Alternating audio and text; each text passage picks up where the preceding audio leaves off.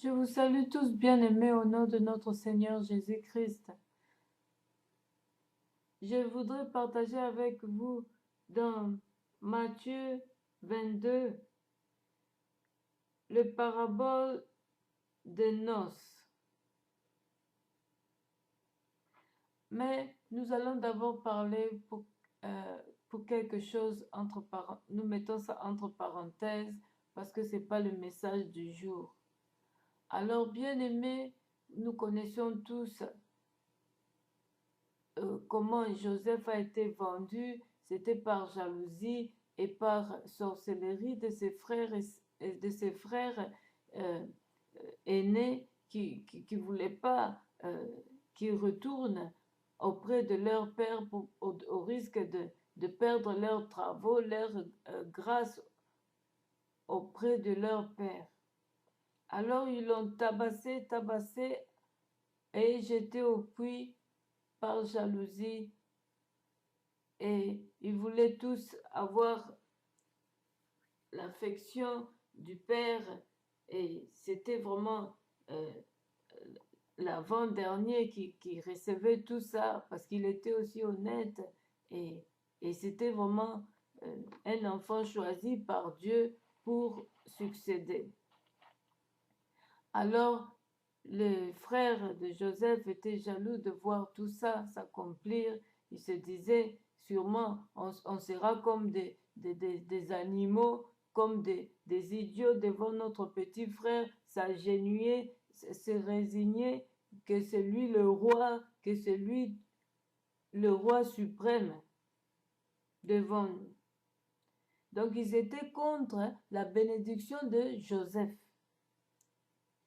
Ils étaient contre la bénédiction de Joseph parce qu'ils voyaient où Dieu voulait en venir avec ces visions que Joseph leur racontait. Mais il faisait semblant devant le père que tu vois ce que Joseph veut faire? Il veut prendre la place de l'aîné. Or, il savait bien que c'est des visions et on ne peut pas empêcher quelqu'un de recevoir les visions et d'en raconter.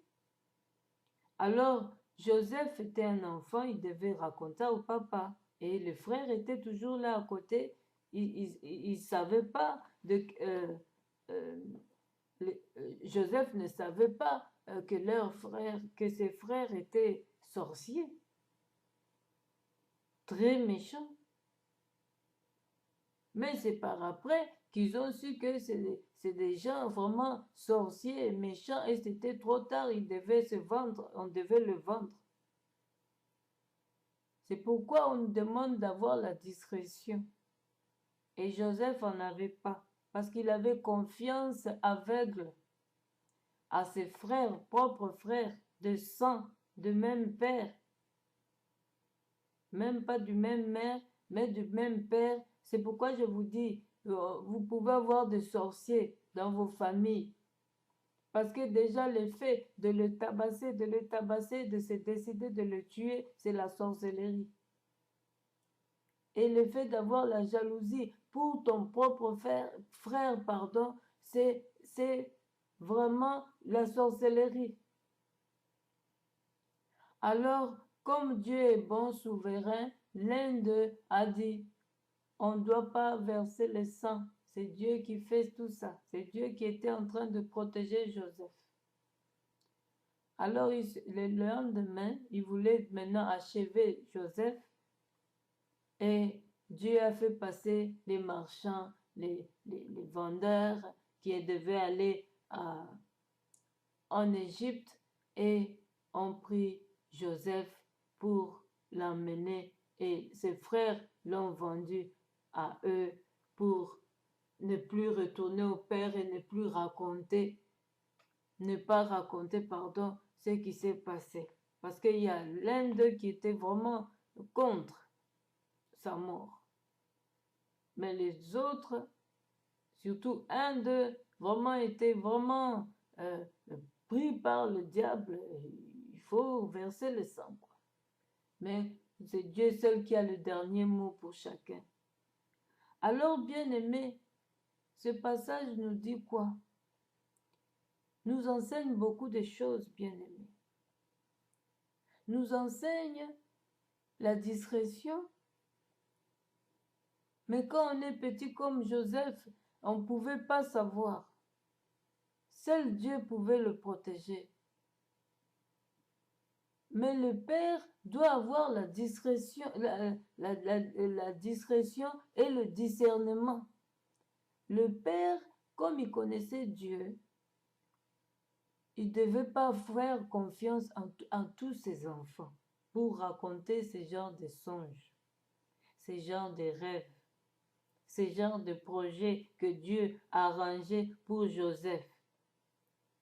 Alors, un tel père doit conseiller toujours à ses enfants, à chacun, tu as reçu un songe, une révélation, une vision, pardon, tu dois me voir en privé. Parce que tu ne connais pas le cœur de ton frère à côté qui dort auprès de toi. On aime du même sang, mais on ne se connaît pas de cœur. On peut être aussi du même père, même mère, mais c'est un sorcier, c'est une sorcière. On peut être du même père, mais pas même mère. On s'aime plus que si c'était avec la même maman. Donc, ça peut être inverse chaque fois. Donc, c'est pourquoi Dieu dit, ne faites confiance en personne, seulement en Dieu. Mais cela ne veut pas dire qu'on doit maintenant se méfier chaque fois, non. On peut faire confiance en certaines personnes, mais pas totalement comme en Dieu. C'est ce que le passage veut dire. Vous vous connaissez. Par après, le père a compris le cœur de ses enfants. Il ne faisait plus confiance. C'est comme ça. À force de vivre avec quelqu'un, tu commences à comprendre ses comportements, ses attitudes, et tu n'auras plus confiance. Mais tu ne vas pas les haïr. Tu n'auras plus confiance. Tu vas faire maintenant avec prudence, mais avec amour. C'est ça, la Bible nous recommande. Toujours l'amour, nous devons garder l'amour et ne pas cesser de faire du bien, parce que c'est ça, c'est biblique, c'est la nature de notre Dieu. Alors, bien-aimé, donc c'est comme ça.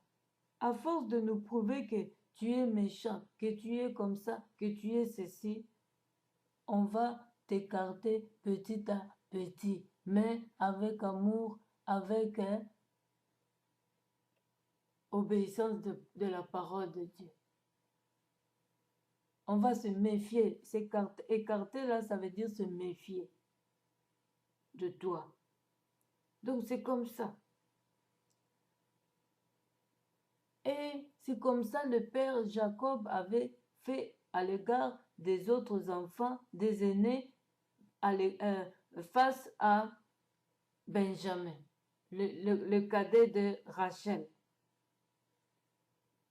Il commençait maintenant à leur montrer maintenant la différence. Il commençait à montrer que vous avez fait preuve de méchanceté. Je ne peux plus vous faire confiance pour la succession dans le problème, dans le travail de Dieu. Alors, bien-aimés, c'est comme ça qu'on perd confiance à certaines personnes. Au début, on ne sait pas, on doit te connaître, on doit s'apprendre à se connaître, mais quand on voit que tu commences à faire des choses vraiment contraires, on commence à se méfier et ne nous donne pas la faute, ne nous condamne pas. Mais on sera toujours avec toi, on va causer, mais on sera prudent. On va te donner à boire, à manger, on va rire. S'il y a à donner à se vêtir, vous allez vous vêtir, mais on sera prudent. Ça ne sera plus comme avant. C'est comme ça. Parce que Dieu lui-même nous prévient. Il faut faire confiance à personne. Alors, même pas aux gens aux membres de ta famille. C'est biblique. Alors, bien-aimés, faisons attention. Quand vous avez reçu vous avez eu ce bon cœur d'aller évangéliser les enfants de la rue, vous les avez ramenés dans des maisons d'accueil, des centres d'accueil. Ne regrettez rien, vous avez fait l'évangélisation, bien-aimés. Vous avez fait l'évangélisation. En faisant cela, vous avez sauvé les âmes. Et c'est une grande fête dans les cieux. Alors ne gâchez pas ça en tapant dessus, en tapant sur ces enfants, en leur brisant les jambes, par colère ou je ne sais pas quoi, ou parce qu'ils vont vivre le merveille plus tard. Vous êtes fâché ou parce que vous devez faire ça. Non. Faites ça avec joie, avec bonté, avec amour, et vous serez récompensé. Et quand vous faites ça, bien-aimé, Dieu va vous bénir. Si vous n'avez pas beaucoup de possibilités, je vous ai dit, je suis SE. Je suis là pour les enfants. Donnez-moi vos adresses, vous qui venez de recevoir les enfants. Je veux vous épauler jusqu'à ce que nous venions là-bas pour les récupérer ou faire beaucoup de choses là-bas avec eux. Écrivez-nous, il y a mon email sur les photos ici. Là. Il y a mon email, écrivez-nous. Faites-nous parvenir vos messages, écrivez le nombre des enfants que vous avez reçus et les blessés. On saura comment faire. Si vous voulez l'argent, on va envoyer. Vous allez vous occuper d'eux et nous envoyer les photos par email. Alors vous serez vraiment bénis. Mais si vous commencez à les briser les jambes, à les tuer, vous ne serez pas bénis. Vous allez rater votre royaume des cieux et vous les avez aidés pour rien.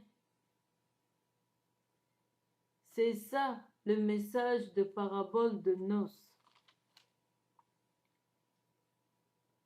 Alors le roi dit au serviteur, liez-lui les pieds et les mains et jetez-le dans les ténèbres du dehors où il y aura des pleurs et des grincements de dents.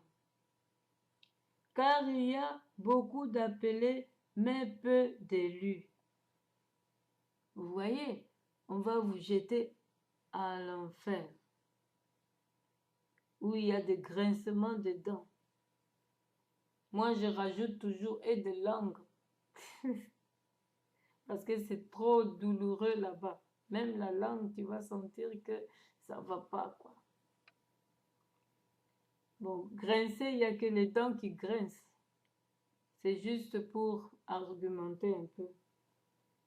Alors, bien-aimés, ne cherchons pas que nous puissions finir ainsi. Cherchons à ce que nous tous, nous allions dans les cieux, chez Dieu le Père, que d'hériter l'enfer. C'est mieux d'hériter le royaume des cieux. Bien-aimés, nous allons continuer. Merci.